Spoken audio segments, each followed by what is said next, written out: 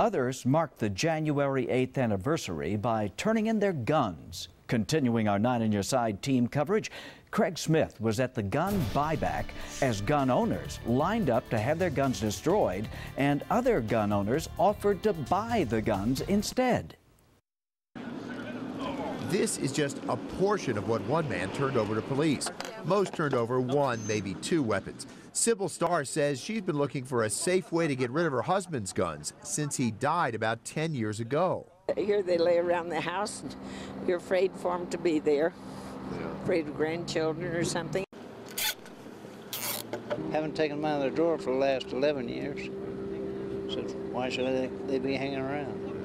Why'd you feel it was good to dispose of them instead of just letting them sit in that drawer? Because, who knows, somebody will have to take them and use them for something that I wouldn't approve of. Police made sure no one could load the guns, then asked people to take them to a table where officers checked to see if the guns were lost or stolen. Once everything cleared, Councilman Kozacek gave them a $50 Safeway card for each gun. To me, it affirms that the community is ready for this conversation, the conversation about gun safety. Some gun owners stood by with their own counteroffers. They complained that police kept them on the edge of the parking lot and would not allow them to call people over. State Senator Frank Antonori has been butting heads with Kozacek over the buyback. He says instead of destroying guns, the city should sell them and make some money.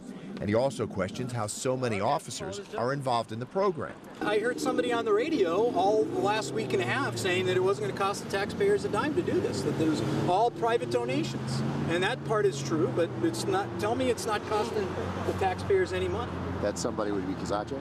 Of course.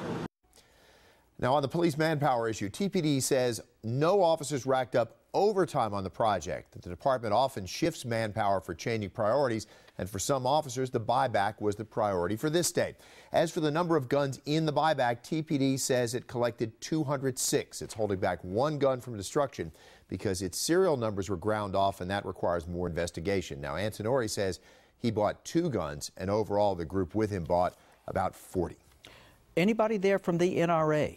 Well, we did not see any. Now, their local representative says the city's breaking a state law that requires the city to take guns seized and actually offer them for sale to properly licensed gun dealers so they can then put them back on the market. Now, the city says that law only applies to guns turned in association with a crime, seized in association with a crime, and does not apply to voluntary turn-ins like the ones today. All right, Craig. Thank you so much.